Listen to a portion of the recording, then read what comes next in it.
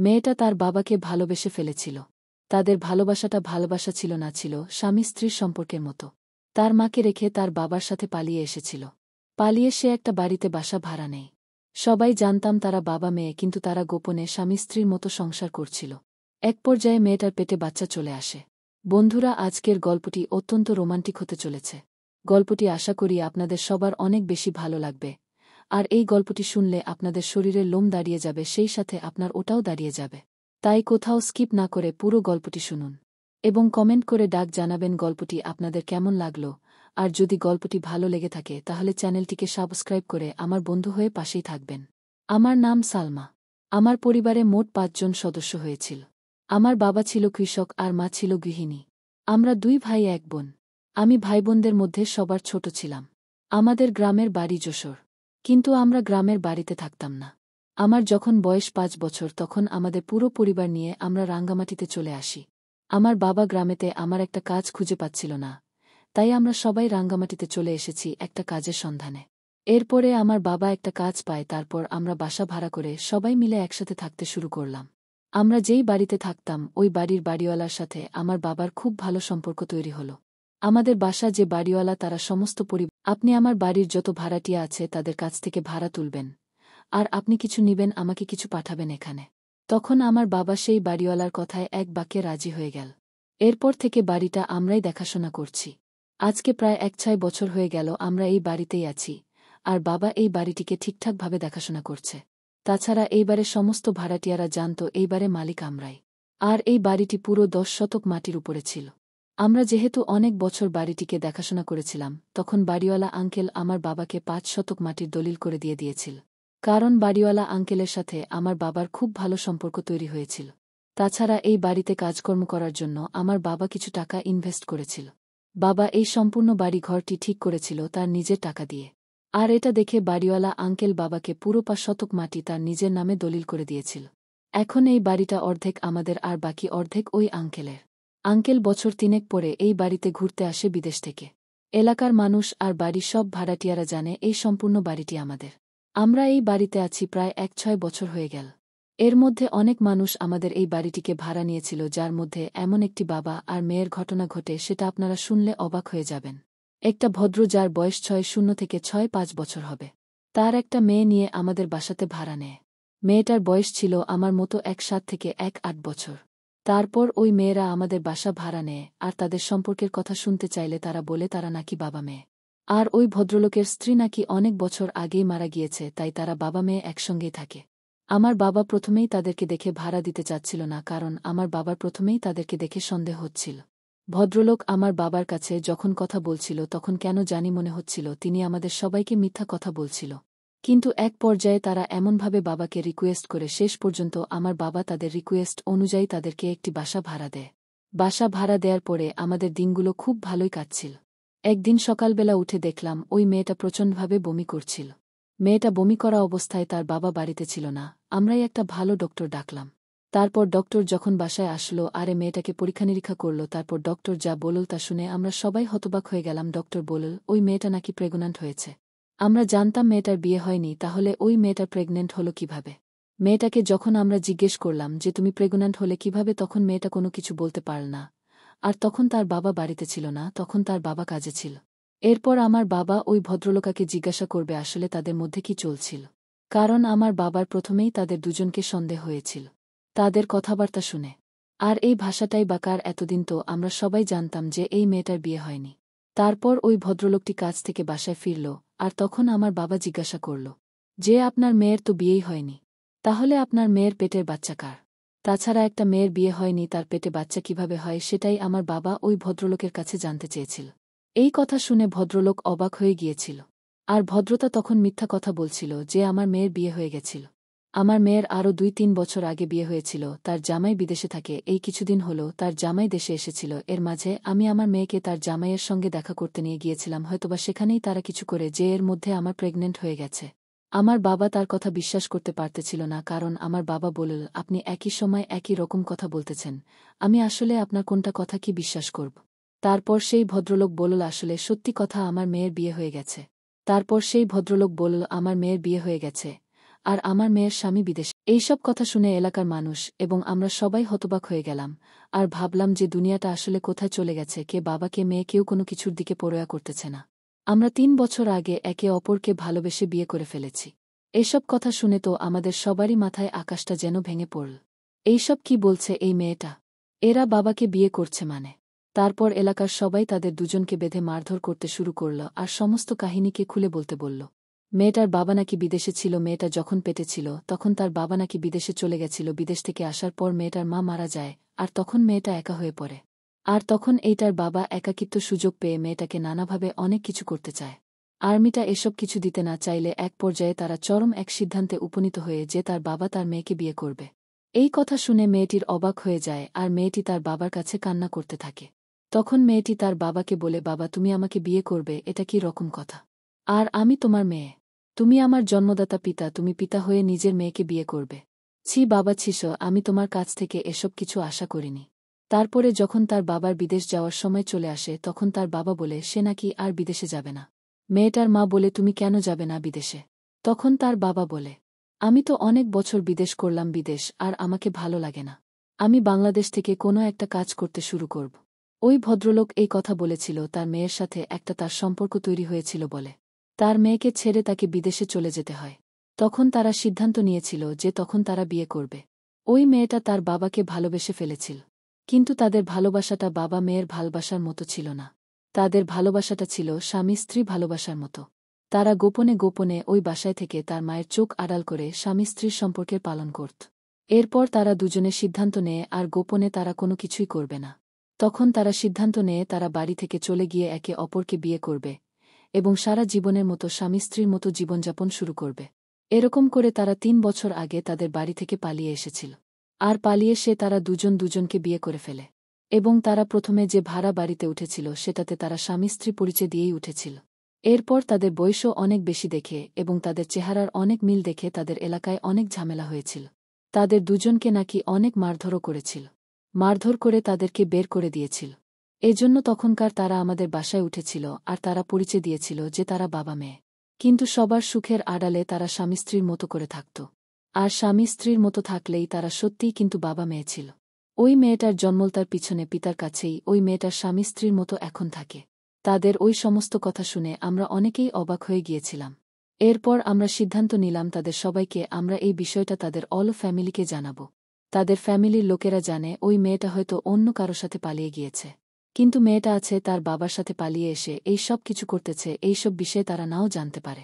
এই জন্য আমার তাদের কাছ থেকে ঠিকানা নিয়ে তাদের ফ্যামিলির সবাইকে জানালাম বিষয়টা। এরপর ওই লোকটার স্ত্রী মানে ওই মেয়েটার মা কান্না করতে করতে আমাদের বাড়িতে চলে আসে এবং এসে দেখে তাদের দুজনকে বেঁধে রাখা হয়েছে। আর মেয়েটার মাকে আমরা সমস্ত বিষয়গুলো খুলে বললাম। আপনার স্বামী আর আপনার মেয়ে তারা দুজন দুজনকে ভালোবেসে ফেলেছিল আর তারা ৩ বছর আগে বিয়েও করে নিয়েছে। এখন আপনার মেয়ের পেটে আপনার স্বামীর বাচ্চা। এইসব কথা শুনে ওই মহিলা চিৎকার করে কান্না করছিল আর ওই মহিলা বলছিল, তারপর ওই মহিলা বলছিল, ছি ছি তুমি এত নিচে নামতে পারলে? শেষ পর্যন্ত তুমি তোমার মেয়েকে বিয়ে করে ফেললে, তুমি এত খারাপ কিভাবে হলে? ওই লোকটা তখন চুপ করেছিল আর আমরা তখন সিদ্ধান্ত নিলাম আমরা তাদের দুজনকে পুলিশের হাতে ধরিয়ে দিব। তারপর এই ভদ্রমালী বলছিল, আমি চাই আমার মেয়ে আর আমার স্বামীকে পুলিশের কাছে ধরিয়ে দিতে। তারপর আমার বাবা আমাদের বাড়িতে পুলিশ নিয়ে আসলো আর পুলিশ এসে তাদের দুজনকে ধরে নিয়ে গেল। আপনারা সবাই সাবধানে থাকবেন। পৃথিবীর সমস্ত সম্পর্কই এখন ভয়ঙ্কর হয়ে গেছে। আসলে নারী পুরুষ তাদের ওই দৈহিক চাহিদাটাকেই প্রাধান্য দিচ্ছে। তাদের মধ্যে কোনো পবিত্র সম্পর্ক থাকলে সেই পবিত্র সম্পর্কের দাম তারা দিচ্ছে না, শুধুমাত্র তারা খারাপ দেখেই যাচ্ছে। বন্ধুরা আপনারা সবাই সাবধানে থাকবেন। বন্ধুরা আজকের গল্পটা আমি এখানেই শেষ করছি। আর আজকের গল্পটা আপনাদের কাছে কেমন লাগলো তা অবশ্যই আমাদেরকে কমেন্ট করে জানাবেন। আর আমাদের এই গল্পটা যদি আপনাদেরকে ভালো লেগে থাকে তাহলে অবশ্যই আমাদের চ্যানেলটিকে সাবস্ক্রাইব করে দিয়ে পাশে থাকা বেল আইকনটি বাজিয়ে দিন যাতে আপনি প্রতিদিন নতুন নতুন আমাদের এই ধরনের গল্পগুলো শুনতে পারেন। আর আমাদের এই গল্পগুলো সম্পূর্ণ শিক্ষণীয় গল্প। সেদিন বাইরে প্রচুর পরিমাণে বৃষ্টি হচ্ছিল। আমি সাদা একটা কাপড় পরেছিলাম আর বৃষ্টিগুলো আমার চুল এগিয়ে দেওয়ায় সেগুলো আমার চুলে পড়ছিল। এদিকে হঠাৎ দরজার ঘণ্টা বেজে উঠল।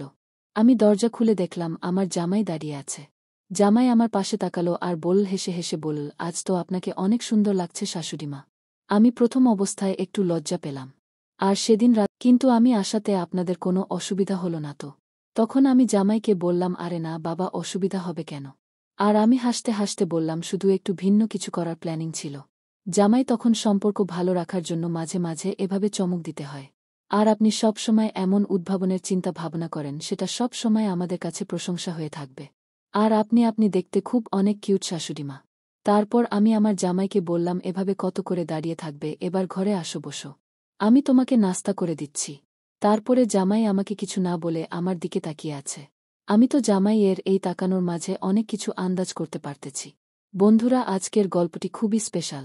তাই আমি আপনাদের কাছে অনুরোধ করব, অবশ্যই আমাদের গল্পটি শেষ পর্যন্ত দেখবেন। আর আমাদের এই চ্যানেলে নতুন হয়ে থাকলে অবশ্যই চ্যানেলটিকে সাবস্ক্রাইব করে পাশে থাকা বেল আইকনটি বাজিয়ে দিবেন, যাতে করে আমাদের আপলোড করা ভিডিও সবার আগে আপনি দেখতে পারেন বন্ধুরা। আর হ্যাঁ, তোমরা ওটা নিয়ে দাঁড়িয়ে যাও। আমার বয়স 2-5। ভালো, আমি দেখতে শুনতে অনেক ভালো। তাই এখনও আমাকে কম বয়সী মেয়ের মতো দেখতে লাগে। আর আমি আমার মেয়ের জামাইকে অনেক দিন আগে থেকেই ভালোবাসি। আর জামাইকে আমি আমার সমস্ত মনের কথা জানিয়ে দিতাম সময় মতো করে। জামাই আমার কথাগুলো শুনতে আর আমার কষ্টগুলো বুঝত। আর আমাকে সব সময় সাপোর্ট দিত। আমি আমার মেয়ের জামাইয়ের সাথে কিছু কথা বলতে শুরু করেছিলাম। আর এই সময় হঠাৎ করে আমার স্বামী রতন বাসায় চলে এলো। সে অনেক আগে থেকে বলেছিল যে আজ ও 1 ঘন্টা আগে আসবে। কিন্তু সেই আগের মতোই আবার সে দেরি করে বাসায় এলো। এদিকে আমার জামাই সময় মতো এলে আমি তাকে দরজা থেকে বিদায় করতে পারতাম। আর আমার স্বামী বাইরে থেকে এসেই প্রথমে জামাইকে জড়িয়ে ধরল। আর সে আমার দিকে একটুও দেখল না। এটা দেখে আমি অনেক রেগে যাই। আর আমাদের ঘরে বসে আমার মাথায় অনেক ধরনের চিন্তা ঘুরপাক খাচ্ছিল। আর আমার জামাই আমার পাশে বসেছিল। জামাই আমাকে বলে, শাশুড়ি মা, তোমার কিছু হয়েছে হলে আমাকে খুলে বলতে পারেন।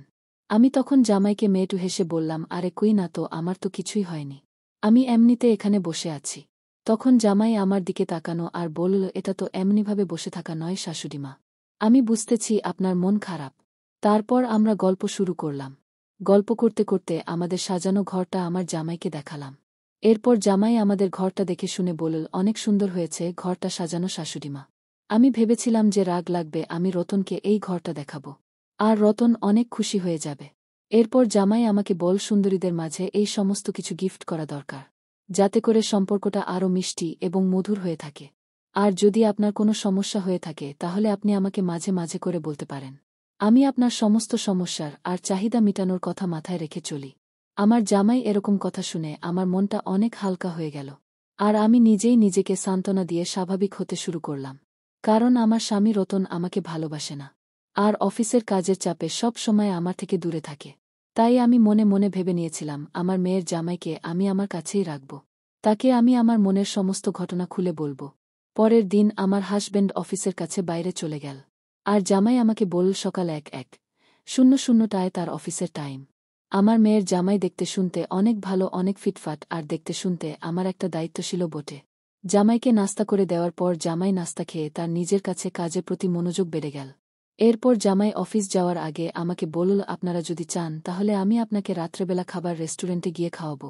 কাল আমি ভুল সময়ে এসে আপনাদের পরিকল্পনায় ব্যাঘাত ঘটিয়েছিলাম। আর আজকে আমি অনেকটা দেরিতে চলে আসব, যাতে করে আপনাদের কার্গের পরিকল্পনা আজকে পূরণ হয়ে যায়। যাতে আপনারা কালকের মতো করেন, নিজের মতো করে সময় কাটাতে পারেন।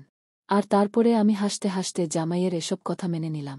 আর আমি মনে মনে ভাবতে লাগলাম, আমাদের সম্পূর্ণ সম্পর্কগুলো কতটা মসৃণ হতে পারে আমরা যদি দুটি মন একখানে করে চেয়ে থাকি। রতন সারাদিনও আমার সাথে একটাও কথা বলেনি। যদিও আমি বিকেল বেলা তার জন্য ডিনার রেডি করে রেখেছিলাম বাসার মধ্যে। আমি এই টিকিটটা দেখে জিজ্ঞাসা করলাম রতনকে যে এটা কি। তখন রতন আমাকে বলল, আমি অফিসের এক কাজে কেরালা চলে যাব। আমি তো ভেবে নিয়েছিলাম অফিস পার্টির আয়োজন করা হয়েছে কেরালাতে। তারপর আমি ভেবে নিয়েছিলাম সে আমাকেও নিয়ে যাবে কেরালার পার্টি অফিসে। তারপর আমি রজনকে বললাম, তুমি আমাকে তোমার পার্টিতে নিয়ে চলো। আমাদের এক সময় কত ভালো সময় কাটানো হবে। রতন তখন আমাকে মুছে গেছে বলল, এটা পার্টি সবার জন্য, অফিসের কোনো ইসলামের জন্য, পারিবারিক কারো জন্য নয়। আর রতন আমাকে বলে, তুমি যেতে পারবে না। এই কথা শুনে আমি হতাশ হয়ে গেলাম আর রাগ করতে থাকলাম। আর আমি মনে মনে ভেবে নিয়েছিলাম আমরা একসাথে সময় কাটাবো। আর পরের দিন সে ফ্লাইট ধরে কেরালা চলে গেল। আর সেই সময় আমার জামাই ও অফিসে যাবে বলে তার অফিসে পার্টি আছে, সে পার্টির জন্য প্রস্তুতি নিচ্ছিল। আর জামাই আমাকে বলল, বড় শাশুড়ি মা, আমি আজকে তোমাদের আমার অফিসের পার্টিতে নিয়ে যাব। তোমার মেয়ে তো আমার সঙ্গে কোথাও যেতে চায় না। তাই আমি ভাবলাম আপনি আমার সঙ্গে চলেন, আমাদের অফিসের পার্টিতে অনেক মজা হবে। এদিকে আমার স্বামী আমাকে কোথাও নিয়ে যাওয়ার জন্য আগ্রহ দেখায় না। আর আমার জামাই আমাকে একটি ভালো সময় কাটানোর জন্য তার সঙ্গে নিয়ে যেতে চাইল। আমি অনেক সুন্দর একটি লাল শাড়ি পরেছিলাম। এটা পরে আমাকে দেখতে শুনতে অনেক সুন্দর লাগছিল। যদি বাবার বয়সটা 2-5 বছর। তারপর জামাইয়ের সাজা গুজব হয়ে গেলে আমি নিজে সাজুগুজু করে আমি জামাইয়ের সঙ্গে তার অফিসের দিকে হাঁটতে শুরু করলাম ঘরবাড়িতে তালা লাগিয়ে। আর আমি তো জানি যে আমার হাজব্যান্ড 4 দিন বাসায় আসবে না, অফিসের কাজে কেরালা চলে গেছে। আমরা একসাথে খুব ভালো সময়েরই কাটিয়েছিলাম। আর এই পার্টিতে অনেক কিছু শিখতে পেরেছি। আনন্দ করেছি। আমার মেয়ের জামাই আমার হাত ধরে সারা পার্টিতে ঘুরে ঘুরে বেড়াল। আর এটা দেখে আমার মনে হলো আমি যেন আমার জামাইয়ের কত কাছের মানুষ। কাছে আপনজন। এইভাবে সে আমার মেয়েকে কোনোদিন নিয়ে বের হয়েছে কিনা তা আমি বলতে পারব না। তারপর অফিসে পাঠিয়েছে, আমি বাড়িতে চলে এলাম। আসার পরে জামাই আমাকে বলে, শাশুড়ি মা, আজকের আমাদের পার্টিটা কেমন হয়েছে? আর তুমি এই পার্টিতে কি এমন আনন্দ উপভোগ করলে? তখন শাশুড়ি মা বলে, আরে আজকে তো তোমাদের অফিসের পার্টি তো অনেক সুন্দর হয়েছে। আর তোমার শ্বশুর বলো তো আমাকে কোনোদিন এই ধরনের পার্টিতে নিয়ে যাবেই না, উল্টো সে গিয়ে পার্টিতে নাচানাচি করতে থাকবে। আর আমি তো তোমার শ্বশুরের সঙ্গে গেলে তার নাচানাচি করা হবে না। সেজন্য কি তোমার শ্বশুর আমাকে নিয়ে যায়নি? যাক, ভালো হয়েছে আপনি তো আমাকে নিয়ে গেছেন। আপনি তো আমার হাজবেন্ডের দায়িত্বটা পালন করতেছেন জামাইবাবু। এরপরের রাতে আমি যখন আমার ড্রেসের খুব খুলতে পারছিলাম না, তখন আমি প্রথমে রতনকে ডাকতে গেলাম। কিন্তু তখন তো আমার মনে হয়ে গেল রতন তো বাসায় নেই, রতন চলে গেছে তার অফিসের কাজে কেরালাতে। কিন্তু এমন একটা অবস্থা, আমাকেই হোকটা খুলতেই হবে। আর আমি অনেকক্ষণ চেষ্টা করার পর যখন পারলাম না, তখন আমি আমার জামাইকে ডাক দিলাম। তারপরে আমার জামাই আমার ঘরে হঠাৎ করে ঢুকে পড়ল। আর আমার হুকটা খুলে দিয়ে খুব তাড়াতাড়ি ঘর থেকে বের হয়ে গেল। আমার সবকিছু চেঞ্জ করা হয়ে গেলে আমি বাইরে এসে আমার জামাইকে বললাম, জামাইবাবু তোমাকে কিছু হয়েছে? তখন জামাই মুশকি এসে বলে, না আমার তো কিছুই হয়নি। আর একটা সমস্যা হয়েছে, সেটা হচ্ছে আমাদের ঘরে এসিটা নষ্ট হয়ে গেছে। আর তুমি তো জানো একটা এসি ছাড়াই এই গরমের মধ্যে ঘুমানো মুশকিল। তার এই গরমের সমস্যার কথা শুনে আমি আর আমার জামাইকে আমার ঘরে এসে শুইতে বললাম, কারণ আমার ঘরে এসিটা ভালো আছে। এরপরে জামাই কোনো কথা না শুনে সরাসরি আমাদের ঘরে এসে ঘুমালো। যদিও জামাই আর আমি একই ঘরে, আমাকে কেমন জানি লাগছিল। এইভাবে শুয়ে থাকতে থাকতে আমাদের লাভটা কেটে যায়। আর পরের দিন সকালে আমাদের রেশনটা শেষ হয়ে গিয়েছিল। আমি ওর জামাই বাবাকে বাবাজিকে কিছু হাতে টাকা দিলাম। আর বললাম, যাও আমার জন্য রেশনটা নিয়ে আসো। আর এই কথা শুনে রতন বলল, মা আপনি কোনো চিন্তা করবেন না। আমার কাছে যেটা আছে সেই টাকা হলে আপনাদের পুরো 6 মাসের বাজার হয়ে যাবে। আর আমরা আমাদের সকালকার খাবার বাসায় খেয়ে দুপুরে খাবার বাইরে খাওয়ার পরিকল্পনা করতেছিলাম। তারপরে দুপুরের সময় জামাই আমাকে একটি রেস্টুরেন্টে নিয়ে গেল। আমাদের রেস্টুরেন্টে খাওয়া শেষে আমরা সরাসরি চলে গেলাম শপিং মলে।